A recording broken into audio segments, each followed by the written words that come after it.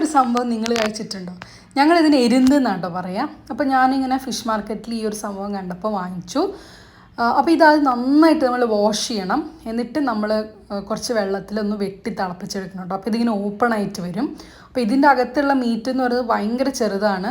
ഇത് ശരിക്കും കക്കയിറച്ചിയല്ല, കക്കയിറച്ചി കുറച്ചും കൂടെ വലിപ്പം ഉണ്ടാവും. ഇത് പണ്ട് ഒരുപാട് മുന്നേ കഴിച്ചിട്ടുള്ള സംഭവമാണ്. ഇപ്പം ഞാൻ റീസെൻ്റായിട്ട് കണ്ടപ്പോൾ വാങ്ങിച്ചതേ ഉള്ളൂ. അപ്പോൾ അത് തിളപ്പിച്ച് കഴിഞ്ഞിട്ട് കുറച്ച് നേരം ഒന്ന് തണുത്തതിന് ശേഷം നമുക്ക് അതിൻ്റെ ഉള്ളിലുള്ള ഒരു മീറ്റ് എടുക്കാം. അപ്പം 100 എരുന്ത് ഉണ്ടാവും എണ്ണത്തിൽ, പക്ഷെ അത് ഓപ്പണായി വന്ന് എടുക്കുമ്പോഴത്തേക്കും വളരെ കുറച്ചേ ഉണ്ടാവുള്ളൂ. അപ്പം അമ്മ ഇതിൻ്റെ ഉള്ളിലുള്ള സംഭവം എടുക്കട്ടെ. എത്രയുണ്ട്, കുട്ടി കുട്ടി സൈസാണ്, അതുപോലെ വളരെ കുറച്ചേ കിട്ടുള്ളൂ. പിന്നെ ഇതിൻ്റെ ഒരു വെള്ളം ഉണ്ടല്ലോ, ഈ തിളപ്പിച്ച വെള്ളം, അതാണ് ഇതിൽ ഏറ്റവും ഇമ്പോർട്ടൻ്റ്. അത് നമ്മൾ എന്തായാലും മാറ്റി വെക്കണം. അപ്പോൾ ഒരു പാനിലോട്ട് ആവശ്യത്തിന് നമ്മൾ ആ എരുന്ത് തിളപ്പിച്ച വെള്ളം, അതുപോലെ തക്കാളി, സവാള, പച്ചമുളക്, ഇഞ്ചി, വെളുത്തുള്ളി, പിന്നെ മസാലപ്പൊടി എന്ന് വെച്ചാൽ മുളക് പൊടിയും മല്ലിപ്പൊടിയും പിന്നെ മഞ്ഞൾപ്പൊടി, പിന്നെ ആവശ്യത്തിന് ഉപ്പും ഇട്ടിട്ട് നമ്മളത് നന്നായിട്ടൊന്ന് തിളപ്പിച്ചെടുക്കണം. ഇനി നമുക്ക് മെയിനായിട്ട് ഇതിൽ വരുന്നത് നമ്മളെ തേങ്ങ അരച്ച മിക്സാണ്.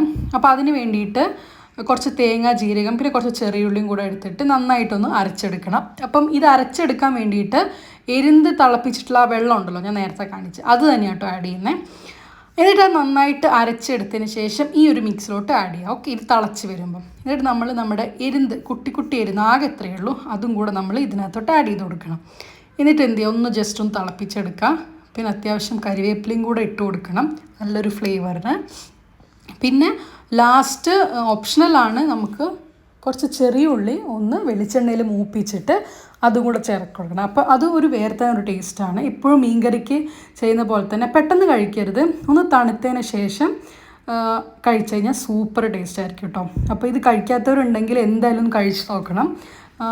നിങ്ങളുടെ നാട്ടിൽ എന്തായാലും പറയാമെന്നുള്ളത് എന്തായാലും ഒന്ന് കമൻറ്റും ചെയ്യണം. പിന്നെ ഇതിൻ്റെ ഉള്ളിൽ ഞാൻ എരുന്ത് തപ്പിയെടുക്കാൻ കുറച്ച് ബുദ്ധിമുട്ട്, കാരണം ശരിക്കും പറഞ്ഞാൽ ഇതിനകത്ത് ആ എരുന്ത് കഷ്ണം കഴിക്കാനൊന്നും കാര്യമായിട്ട് കിട്ടില്ല. പക്ഷേ അതിൻ്റെ ഒരു ഫ്ലേവർ ഉണ്ടല്ലോ, ആ ഒരു വെള്ളം നമ്മൾ ആഡ് ചെയ്യുമ്പോൾ, അപ്പോൾ ആ ഒരു ഫ്ലേവർ ശരിക്കും പറഞ്ഞാൽ ചോറിൻ്റെ കൂടെ അടിപൊളിയാട്ടോ. ചോറിൻ്റെ കൂടെ മാത്രമല്ല ചപ്പാത്തിൻ്റെ കൂടെയും ഒരു പ്രത്യേക ഒരു പുളിയാട്ടോ. അതിനൊരു പുളി എന്ന് വെച്ചാൽ ഭയങ്കര പുളിയല്ല, പക്ഷെ ഒരു ചെറിയൊരു പുളി. അപ്പോൾ ഇതെന്തായാലും എല്ലാവരും ഇനി കാണുകയാണെങ്കിൽ വാങ്ങി ട്രൈ ചെയ്യണം.